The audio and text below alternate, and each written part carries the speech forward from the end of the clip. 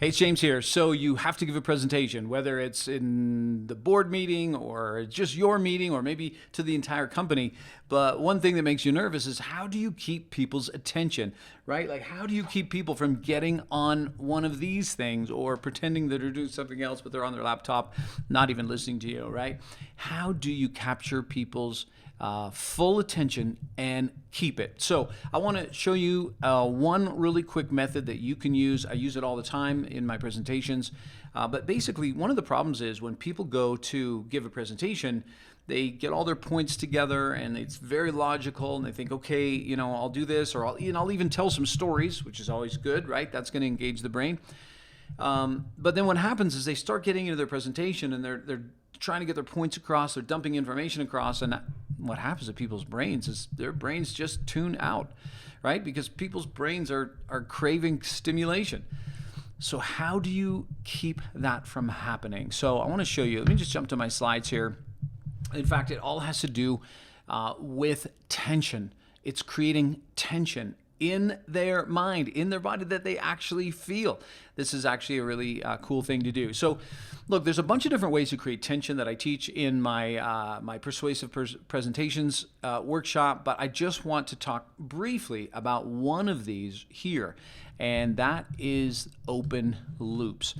Now, if you're not sure what an open loop is, basically an open loop is where you start something, but you don't actually quite finish it.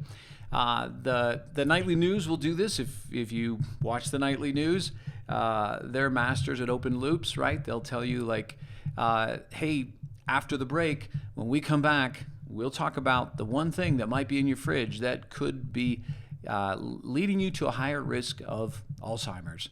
And then you're like, what? You're just about ready to go to bed and you're like, well, I got to stay up to find out what's in my fridge that maybe is going to lead to poor health. And then they come back and they do the whole segment and they don't even talk about what's in your fridge, and then they tease you again, right? That's an open loop. They've opened, in a sense, a door that's not closed, and you need to know what is going on.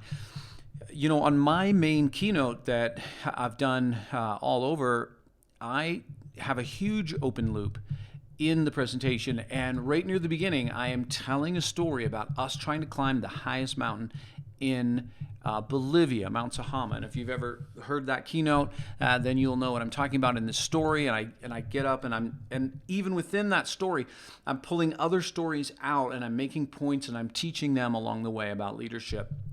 Well, because we're stuck on this side of the mountain and we're not sure if we're going to keep climbing or not. And at that point, I veer off the story. I do it in a really smooth way so nobody knows that we're exiting. But then I go in and I start talking about leadership, and I spend literally the next 45 minutes, talking about leadership, not even about the mountain. And what happens for people, though, is they were so caught up in the story, because I also make it their story, right? That's another technique that you want to use when you're storytelling, is make your story their story. So I've pulled them into the story, so it's not just me climbing the mountain, it's them. And they want to know, do I make it, right? Do I get to the top? Well, do you get to the top? And, when I'm doing a longer workshop, I still kick off with this story.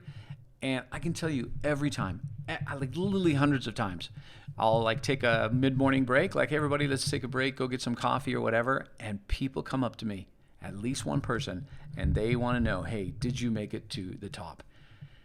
They literally come and tell me or ask me, did you make it to the top? I need to know the answer. And then I tell them, yeah, I'll get to that in just a little bit, right? So that's a huge open loop. Let me give you an example of just a minor open loop. And let's pretend this was, let's say we're speaking.